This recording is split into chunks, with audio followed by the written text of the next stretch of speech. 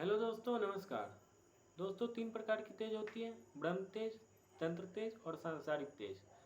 ब्रह्म तेज ब्रह्मा और सरस्वती जी के आशीर्वाद से पाया जाता है। सांसारिक तेज विष्णु भगवान और लक्ष्मी जी के आशीर्वाद से पाया जाता है। और तंत्र तेज शिव शक्ति के आशीर्वाद से पाया जाता है। बहुत साल पहले एक घटना घटी थी। महर्षि भृगु, भगवान विष्णु, शंकर और ब्रह्मा जी, इन तीनों में से ज़्यादा मैच्योर कौन है और ज़्यादा अच्छे भगवान कौन है, पोलाइट कौन है, इसकी टेस्ट के लिए तीनों के पास गए और तीनों की परीक्षाएं ली। और भगवान विष्णु के इसी परीक्षा के क्रम में भगवान विष्णु के हृदय पर उन्होंने एक लात मार दी, जिसके कारण लक्ष्मी जी उन्होंने श्राप दिया कि आप ब्राह्मण वेद पाठी होकर भी हमेशा गरीब ही रहोगे। और फिर उन्होंने सरस्वती जी की तपस्या की। सरस्वती जी की तपस्या करने के बाद उन्हें यह वरदान प्राप्त हुआ कि जहाँ मैं रहूँगी वहाँ पे लक्ष्मी जी भी आएंगी। और लेकिन फिर भी इन दोनों में कंट्रडिक्ट होता रहता है। इसलिए भगवान विष्णु ने आशीर्वाद दिया था कि मैं सत्यनारायण के रूप में आऊँगा और सत्यनारायण की पूजा करने के बाद ब्राह्मण अमीर होंगे। इसीलिए ब्राह्मणों के घर में सत्यनारायण भगवान की पूजा ज़्यादा देखने को मिलती है।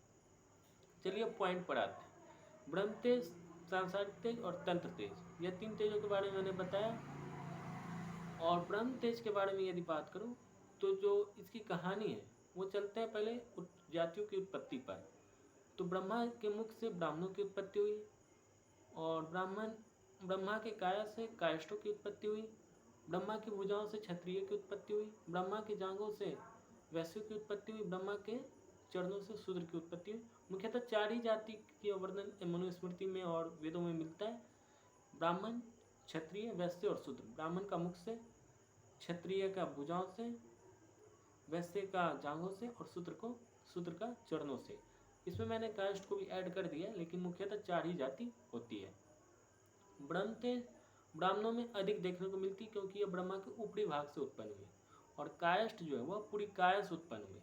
काय से उत्पन्न होने के कारण उनमें भी ब्रह्म तेज देखने को मिलता है। और ब्राह्मणों और कायस्थों के बाद सबसे ज़्यादा ब्रह्म तेज क्षत्रियों में देखने को मिलता है, फिर वैश्य में, फिर शूद्र में। ठीक है, इसी क्रम में ब्रह्म तेज चलता है। और इसी कारण हम लोग देखते हैं अक्सर कि ब्राह्मण और कायस्थ जो होते हैं वो पढ़ाई लिखाई में भी अच्छे होते हैं, क्योंकि उनको ब्रह्मा जी से यह आशीर्वाद प्राप्त है, उनका जेनेटिक्स है। वैश्य और शूद्र कुछ और कलाओं में अच्छे होते हैं, कुछ और जो उनमें जिज्ञासाएं होती है यदि वो पूरी हो जाए तो वो किसी और फील्ड में अच्छे करते हैं। अब हम आते हैं सांसारिक तेज पर। सांसारिक तेज होने पर इंसान सांसारिक सब कलाओं को सीखता है। और दक्षिणाचारी व्यक्ति जो होते हैं, जो वैष्णव होते हैं या दक्षिणाचारी व्यक्ति होते हैं, वह सांसारिक कलाओं में निपुण होते हैं।